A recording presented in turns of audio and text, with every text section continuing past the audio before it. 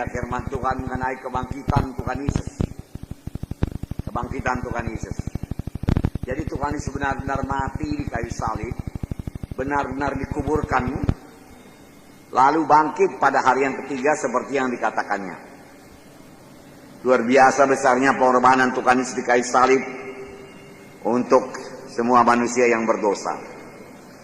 Tuhan Yesus telah mati di kayu salib supaya kita beroleh hidup yang kekal. Di kayu salib Tuhan Yesus menanggung semua dosa kita, penyakit kita, segala kutuk dosa, kelemahan, supaya kita memulai satu kehidupan yang baru di dunia ini, sama sekali baru, karena kita adalah kejadian yang baru, yang lama sudah berlalu. Kemudian kita mewarisi hidup yang kekal. Amin, saudara. Jadi semua saudara adalah baru. Haleluya. Dosa-dosa yang lama dilupakan Tuhan semua. Jadi kejadian yang baru yang terus-menerus diperbarui, yang menjadi seperti Yesus. Jadi kita bertumbuh terus dalam Yesus, dan berbuah bagi Yesus. Amin. Kebangkitan Tuhan Yesus adalah kebangkitan tubuh, bukan hanya jiwa dan roh saja. Tubuhnya juga bangkit. Oleh sebab itu dia berkata kepada Thomas, Thomas, taruhlah tanganmu di bekas tusukan paku ini. Hantu tidak punya daging, dia katakan, tapi aku punya daging, aku punya tubuh. Demikian nanti kebangkitan kita, kita juga punya tubuh. Bahkan sudah dimuliakan oleh Tuhan. Luar biasa. Mayatnya tidak ada dalam kubur, kubur itu kosong, kain kafan menutupi. Tuhan Yesus juga kosong. Tuhan Yesus benar-benar bangkit daripada kematian. Inilah sorak kemenangan setiap anak Tuhan. Amin. Haleluya. Tuhan yang hidup, yang memperhatikan kita, yang mengenal kita, yang mendengar dan menjawab doa kita. Amin. Yang mengasihi kita, yang mau memberkati kita, yang menyatu dengan kita, tinggal dalam kita, dan kita dalam dia. Dan kita semua menjadi satu dalam Yesus. Amin. Inilah ceritanya, saudaraku. Malaikat berkata, saudaraku, ia tidak di sini. Ia telah bangkit. Saya bacakan Matius 28:5-6. Akan tetapi malaikat itu berkata kepada perempuan-perempuan itu, janganlah kamu takut. Sebab aku tahu kamu mencari Yesus yang disalibkan itu. Ia tidak ada di sini, sebab ia telah bangkit, sama seperti yang telah dikatakannya. Mari, lihatlah tempatnya berbaring. Malaikat berkata, ia tidak ada di sini, tidak di kuburan dia, sebab ia telah bangkit, sama seperti yang telah dikatakannya. Kebangkitan Tuhan adalah salah satu kebenaran yang utama dalam Injil. Dalam 1 Korintus 15 ayat 1-8. Dan sekarang saudara-saudaraku mau mengingatkan kamu kepada Injil yang aku beritakan kepadamu, dan yang kamu terima, dan yang dalamnya kamu berdiri teguh.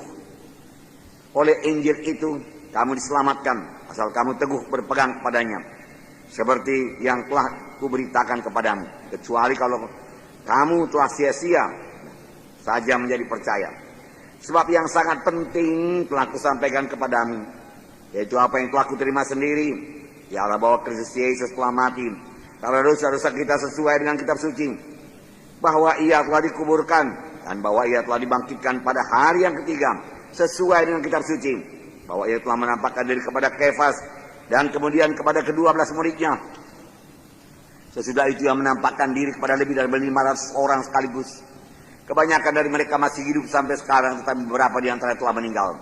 Selanjutnya ia menampakkan diri kepada Yakobus, kemudian kepada semua rasul. Dan yang paling akhir dari semuanya, ia menampakkan diri juga kepadaku, sama seperti kepada anak yang lahir sebelum waktunya. Yesus menampakkan diri kepada Paulus, sehingga dia menulis ini semua. Yang sangat penting kuberitakan padamu, yaitu Yesus telah mati dan telah bangkit. Yang menampakkan diri kepada perempuan-perempuan, kepada ke-12 murid, kepada Yakobus, kepada Petrus. Terakhir kali ia menampakkan diri kepadaku, Paulus berkata.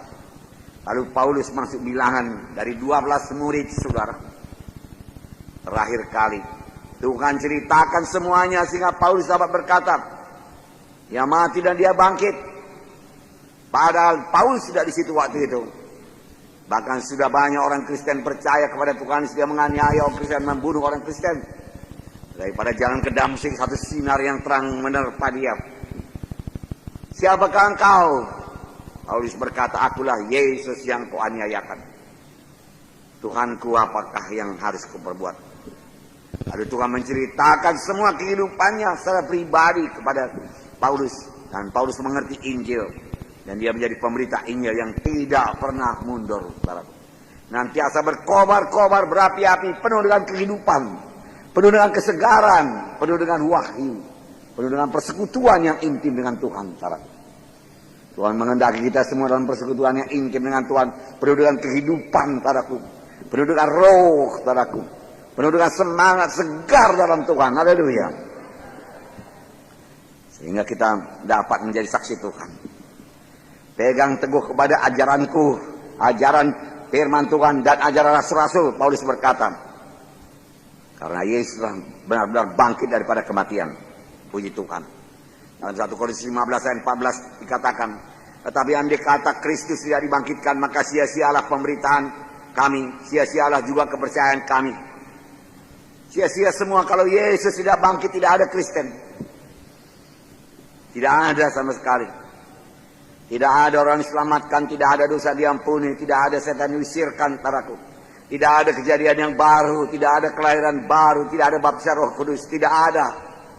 Karena hanya satu yang bisa membaptis, yaitu Tuhan Yesus.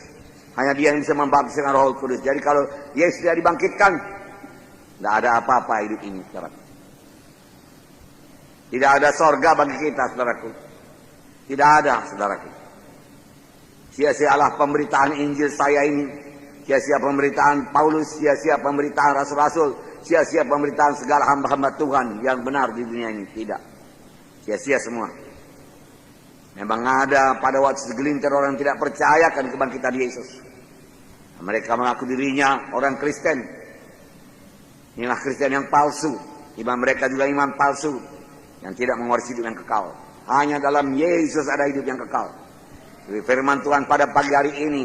Kalau kita nanti menghadap sorga, saudaraku, kita perlu darah Yesus, saudaraku. When I see the blood, I'll pass over you. Kalau aku lihat darah itu, aku akan melaluinya.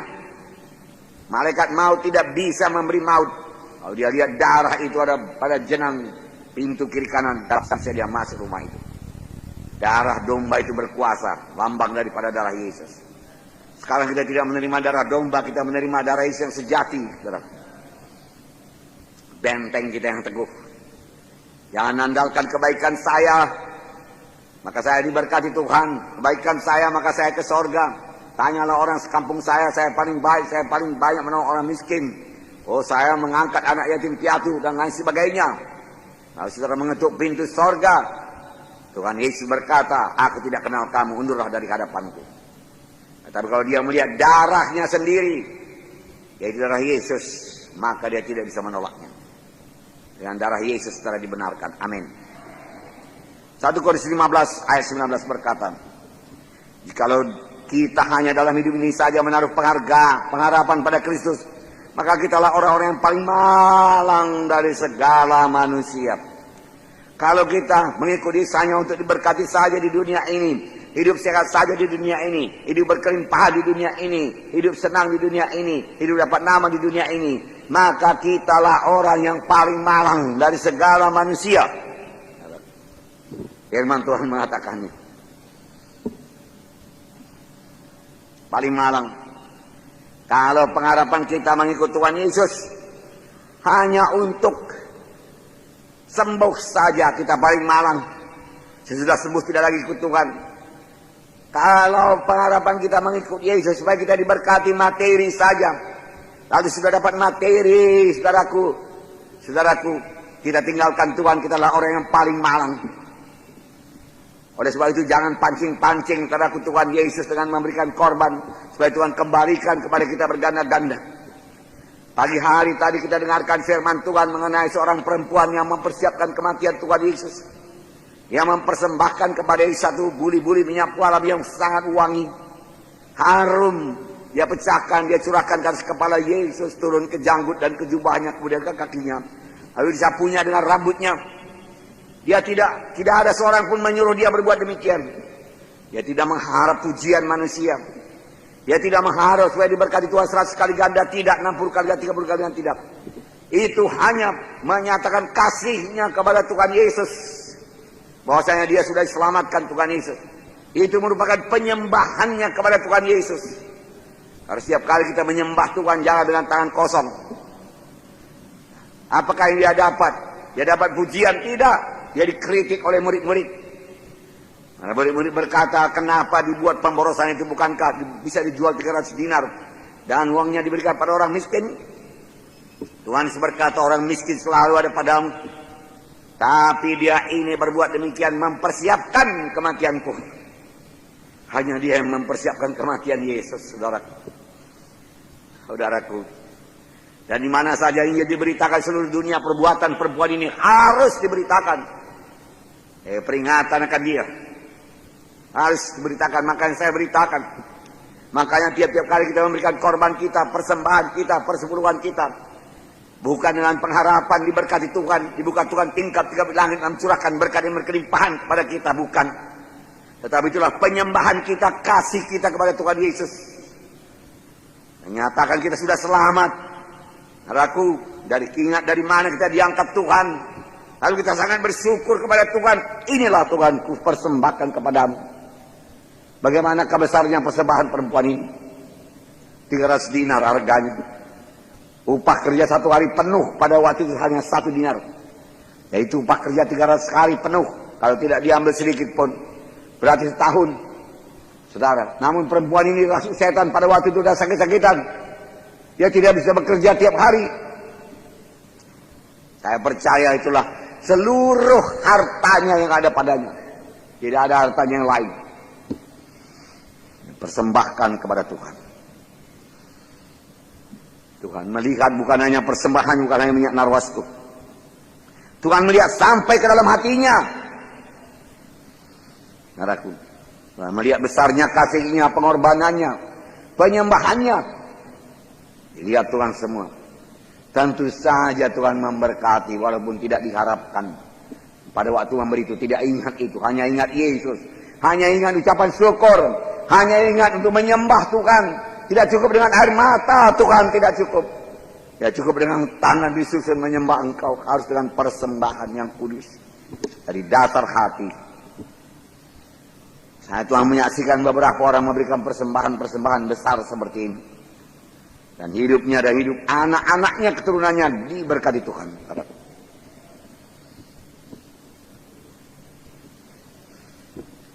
Puji Tuhan. Nah, saudaraku yang kasih dalam nama Yesus. Jadi kalau pengharapan kita hanya untuk dalam dunia ini saja, seperti berkat-berkat berkelimpahan, seperti harta, hidup senang, bebas daripada penyakit, dalam mengikut Tuhan, maka kita adalah orang yang paling malang.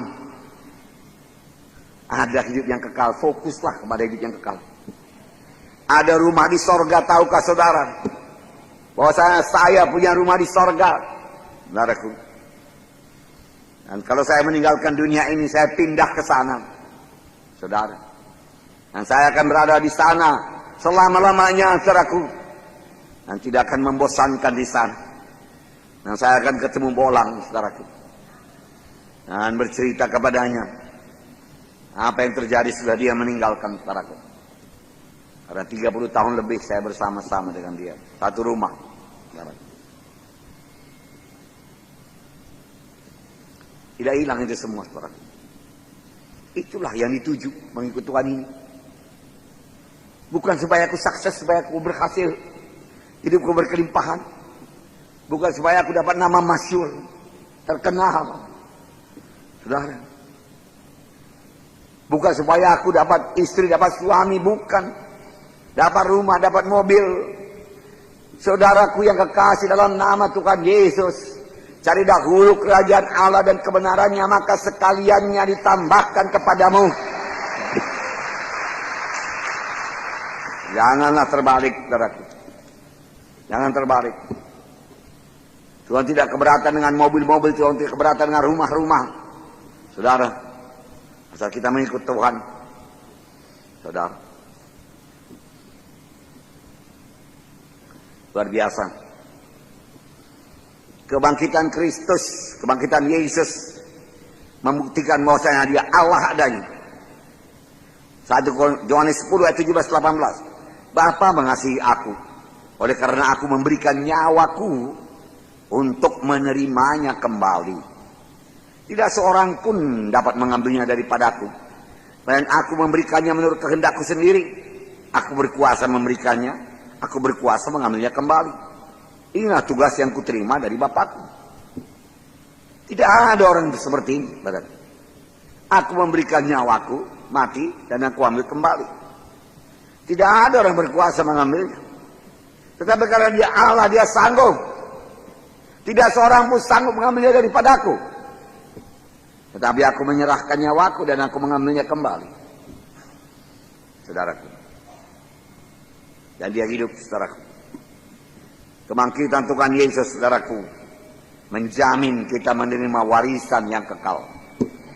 Ini yang diharapkan. Saudaraku, kalau pengharapan kita hanya 1 mobil, 2 mobil, 1 rumah, 2 rumah. Saudaraku, mari maju.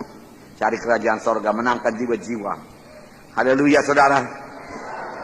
Pada waktu kami memulai pelayanan ini, saya dan istri saya melupakan segalanya, mengorbankan segalanya. Saudaraku, lalu kami sebagai orang mabuk, saudaraku, siang malam mengerjakan pekerjaan Tuhan. Saudara, istri saya meninggalkan prakteknya dokter spesialis yang banyak pasiennya, saudaraku. Cukup melimpah untuk hidup di dunia ini kalau diteruskan, saudara. Saya meninggalkan masa depan saya, saudaraku. Saudara, semua saya lupakan semua, saudara. Hanya Yesus saja. Lalu kami bekerja luar biasa. Saudaraku, lalu Tuhan yang tidak menyayangkan anaknya yang tunggal memberikannya kepada kami. Masakan dia menahankan segala sesuatu daripada kami. Kami dapat kerajaan sorga, kami dapat Yesus. Lalu kami dapat segalanya. Saudaraku. Segalanya. Saudara, ada waktu-waktu berkorban, ada waktu-waktu menuai. Ada waktu menabur, menuai, tidak berhenti-henti. 1 Petrus 1, 3 dan 4. Terpujilah Allah Bapa Tuhan kita Yesus Kristus yang karena rahmat-Nya yang besar telah melahirkan kita kembali oleh kebangkitan Yesus dari antara orang mati kepada suatu hidup yang penuh pengharapan. Kita dilahirkan kembali kepada satu hidup baru yang penuh pengharapan. Apakah itu? Untuk menerima satu bahagian yang tidak dapat binasa, yang tidak dapat cemar, dan yang tidak dapat layu, yang tersimpan di sorga bagi kamu. Untuk menerima satu bahagian yang tidak dapat binasa, tidak dapat cemar, dan tidak dapat layu. Saudara, harta dunianya akan layu, rumah-rumah akan lapuk, berlumut, saudaraku. Dan tua, saudaraku. Pakaian kita juga akan menjadi tinggalan zaman, saudaraku. Semua dalam dunia ini sementara saja. Tapi warisan di sorga kekal.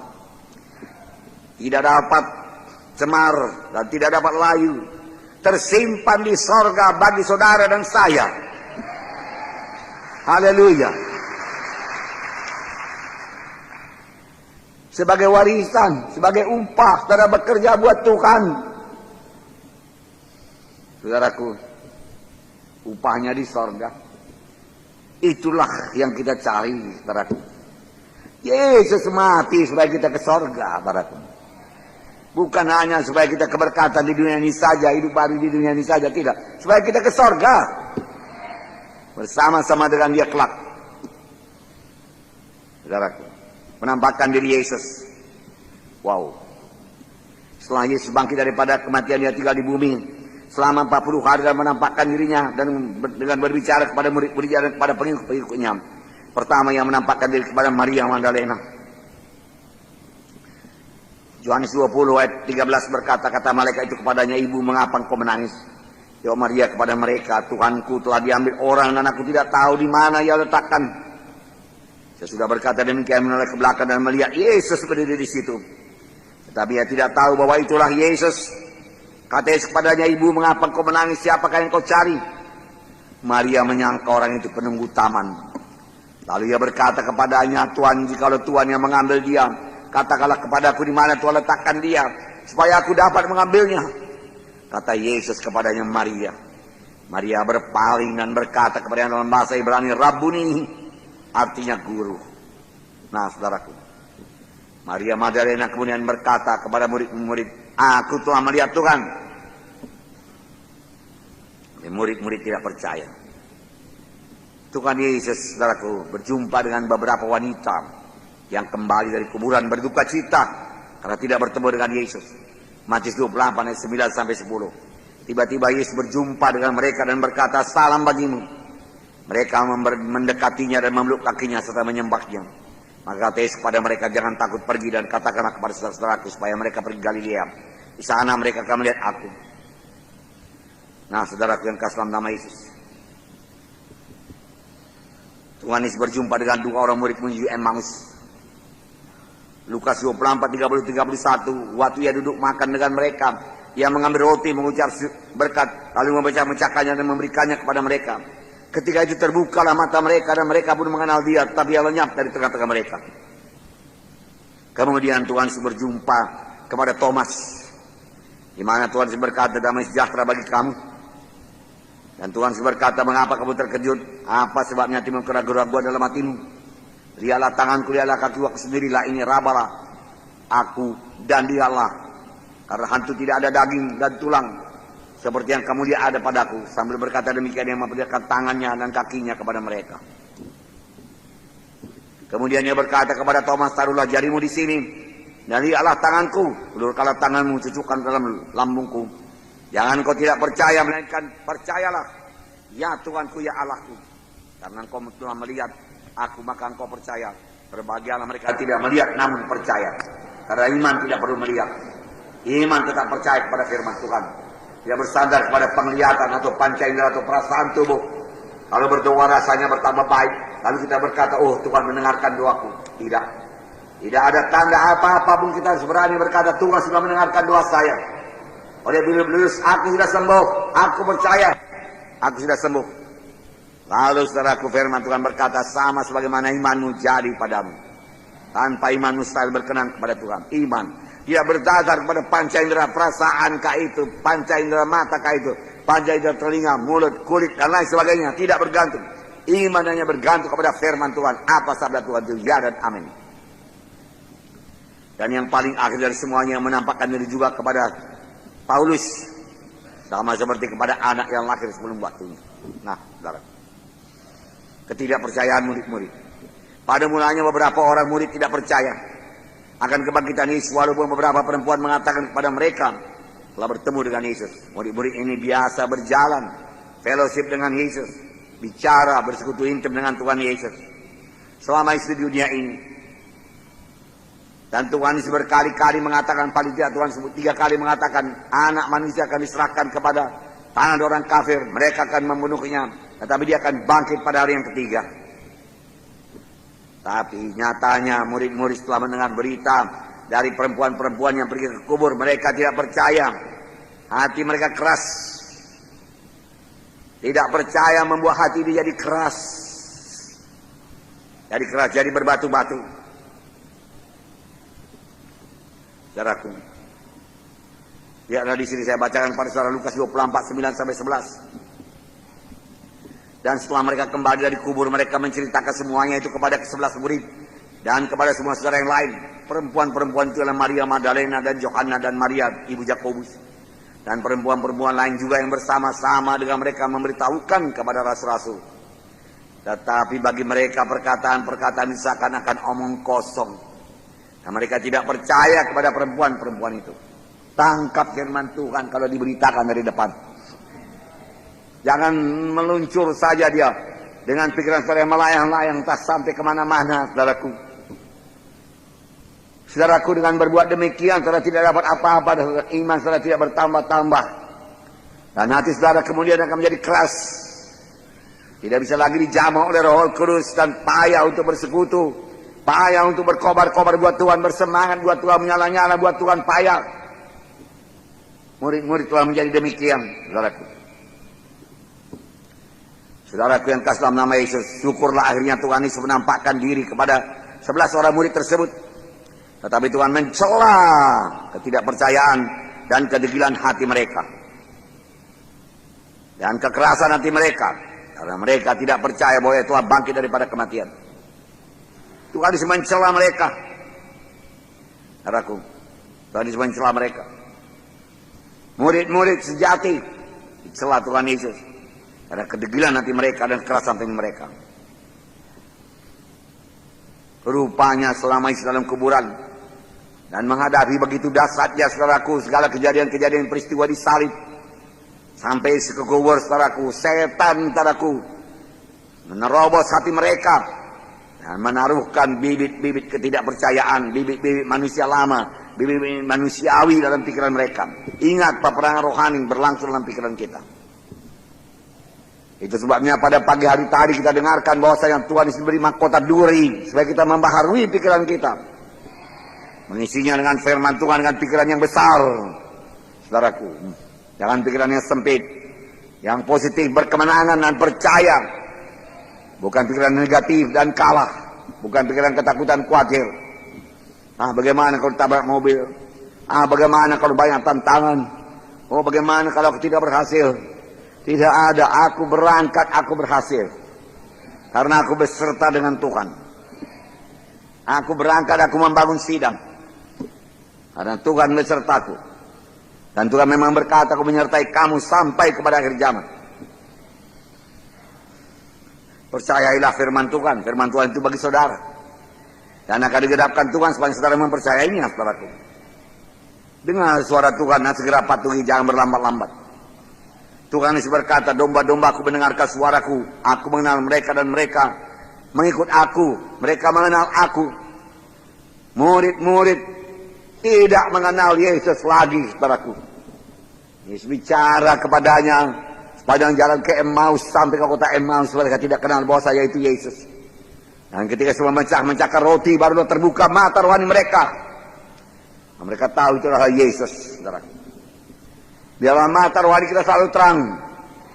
Menanglah saudaraku, jangan biarkan setan menipu saudara, yang memberikan benih-benih ketidakpercayaan.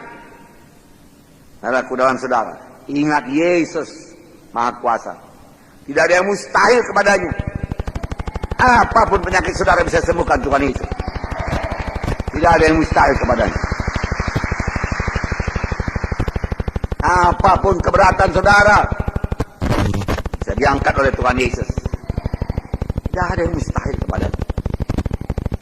Beginilah luar biasanya berkat Tuhan. Makanya saya heran kalau ada anak Tuhan yang tidak sungguh-sungguh mengikut Tuhan Yesus. Dengan banyak-banyak alasan, saudara. Saya katakan lagi kepada saudara, saya pikir sudah saya katakan minggu yang lalu. Di dalam dunia ini tidak ada hidup yang lebih baik daripada hidup dalam Tuhan Yesus. Tidak ada hidup. Hidup sebagai milioner tidak akan lebih baik daripada hidup dalam Yesus. Walaupun tidak milioner. Hidup bergelimbangan dengan uang padaku tidak akan lebih baik daripada hidup dalam Yesus. Tuhan sudah memimpin kita pada jalan yang benar, terhargakan. Karena hidupkan dalam hati saudara dan jangan menoleh ke belakang, karena tidak layak pada Tuhan. Domba-dombaku mendengar suaraku dan aku mengenal dia dan mereka mengenal aku. Setiap kali Tuhan bicara kepada saudara melalui Roh Kudus, atau pada waktu saudara membaca firman Tuhan dan merenungkan firman Tuhan, segera bertindak melaksanakan, jangan tunda-tunda. Supaya jangan terbuka pintu kepada setan mengeraskan hati saudara. Karena perjuangan kita bukan melawan darah dan daging, tapi melawan pemerintah-pemerintah, penguasa-penguasa, penghulu-penghulu dunia yang gelap ini, melawan roh-roh jahat di udara yang bekerja dalam pikiran kita, yang mau menguasai pikiran kita, mengendalikan pikiran kita, membuat kita berpikir menurut manusia lama, pikiran yang menurut logika dunia ini. Tidak, berarti saya berpikir menurut logika Tuhan, menurut firman Tuhan. Saya katakan kepada saudara, jangan kalau setan mulai menaruh pikiran-pikiran atau pengetahuan teologi, adalah dia katakan padaku yang tidak membawa kepada kuasa Tuhan, tolak saja. Tolak saja. Firman Tuhan berkata, kita pilih apa yang kita pikirkan. Kita memilih. Karena Tuhan memberikan kehendak bebas kepada kita, kita memilih apa yang mau kita pikirkan. Kita bisa membuang apa yang tidak mau kita pikirkan. Yang pertolongan Roh Kudus kita bisa buang pikiran jahat, pikiran porno, pikiran najis, angan-angan yang jahat, saudaraku. Tidak rohani, duniawi, buangkan. Apa yang disimpan-simpan? Tidur dengan nyenyak, bersekutu dengan Tuhan, malaikat Tuhan mengawal saudara. Buangkan segala sesuatu yang tidak patut untuk hidup sebagai anak terang, yang tidak layak bagi saudara untuk hidup sebagai anak terang. Buangkan semua. Tipu daya, akal-akalan. Tuhan berkata, ya di atas yang ya dan tidak di atas yang tidak. Lebih daripada itu dosa. Maka Tuhan akan mengurangi saudara. Nah saudaraku, jangan lagi terima suara setan.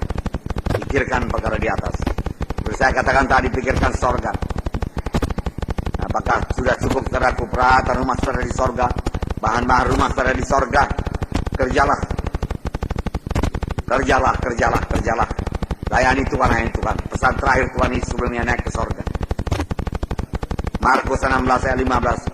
Lalu ia berkata kepada mereka, pergilah seluruh dunia, beritakanlah Injil itu kepada segala makhluk. Siapa yang percaya dan dibaptis diselamatkan, siapa yang tidak percaya akan binasa. Tanda-tanda ini menyertai orang yang percaya, mereka akan bercerita demi namaku. Mereka akan berbicara dalam bahasa-bahasa yang baru bagi mereka. Dan seterusnya. Sesudah Tuhan Yesus berbicara demikian kepada mereka, terangkatlah ke sorga lalu sebelah kanan Allah. Mereka pun pergilah memberitakan Injil saudara penjuru, dan Tuhan turut bekerja dan meneguhkan firman itu dengan tanda-tanda yang menyertainya. Tanda-tanda menyertai.